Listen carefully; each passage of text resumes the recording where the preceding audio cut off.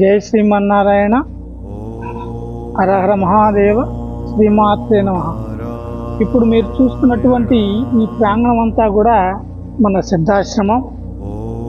ఈ యొక్క సిద్ధాశ్రమం పల్నాడు జిల్లా నగరికల్లు మండలం చేజర్ల. 1,01 కైవల్య లింగాలు కొలువయ్యున్నటువంటి ప్రదేశం ఈ యొక్క చేజర్ల. ఈ చేజర్లలోని శ్రీ మేఘాల మల్లేశ్వర స్వామి పర్వతం వద్ద మన సిద్ధాశ్రమం ఉన్నది. నా పేరు స్వామి శ్రీనివాసానంద. నా ఆధ్యాత్మిక జీవిత ప్రయాణం 37 సంవత్సరాలు. మాకు ఈ ఆధ్యాత్మికం అనేటువంటిది, ఈ మార్గం అభ్యాసం అనేటువంటిది మాకు 3వ తరం నుండి మా పెద్దలైనటువంటి మా అమ్మమ్మ గారి వద్ద నుండి మాకు ప్రాప్తించింది, సహజంగా ప్రాప్తించింది.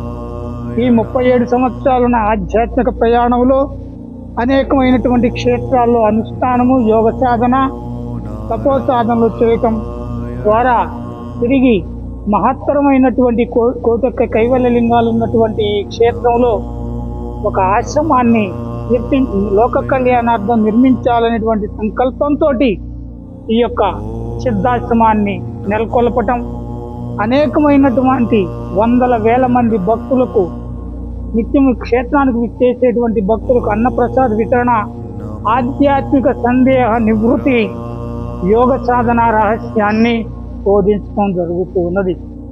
ఈ క్షేత్రం యొక్క విశిష్టత పూర్వం శిబి చక్రవర్తి నూరో యాగం నిమిత్తం ఈ యొక్క గ్రామానికి రావటం, నూరో యాగములో ఉన్నటువంటి ఆ శిబి చక్రవర్తిని అగ్నిహోత్రుడు ఇంద్రుడు పరీక్షించటానికి పావురము బోయవాడి రూపంలో వచ్చి, పావురం ఆయన శరణజొచ్చగా బోయవాడి రూపంలో ఉన్నటువంటి ఇంద్రుడు నాకు ఆ పావురమే కావాలి, ఆహారంగా నేను స్వీకరించాలని కోరినప్పుడు నా దేహాన్నైనా ఇస్తాను కానీ ఆ పావురాన్ని నేను ఇవ్వను, నన్ను శరణజొచ్చిందనేటువంటి నియమానికి కట్టుబడినటువంటి శిబి చక్రవర్తి చివరకు అతని దేహం నుండి మాంసాన్ని తీసి ఇవ్వటము, ఆయన యొక్క త్యాగాన్ని సంతుష్టులైనటువంటి త్రిమూర్తులు ప్రత్యక్షమై ఏం వరం కావాలో కోరుకోమని వారు అడగటము, ఈయన ఆయనతో పాటు నూరో యాగము చేయటానికి వచ్చిన ఆయన పరివారం అన్ని జీవరాశులతో కలిపి 1,01 పరివారంతో ఈ ప్రాంతానికి రావటం,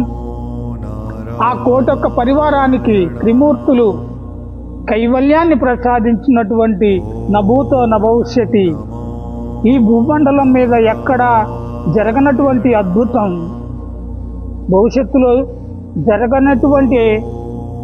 జరగనటువంటి గొప్ప క్షేత్రం ఈ యొక్క చేజర్ల మహాక్షేత్రం. ఎందుకంటే త్రిమూర్తులు ఏకకాలంలో 1,01 మందికి కైవల్యాన్ని ప్రసాదించినటువంటి, అనుగ్రహించినటువంటి మహాపుణ్యక్షేత్రం, మహాక్షేత్రం మనం ఎక్కడా వినలేదు, చూడలేదు. అంతటి పవిత్ర స్థానంలో మన సిద్ధాశ్రమం, ఈ మేఘాల మల్లేశ్వర మహాక్షేత్రంలో సిద్ధాశ్రమాన్ని నెలకొల్పి ఆధ్యాత్మిక కార్యక్రమాలని ముందుకు తీసుకువెళ్ళటం జరుగుతూ ఉన్నది.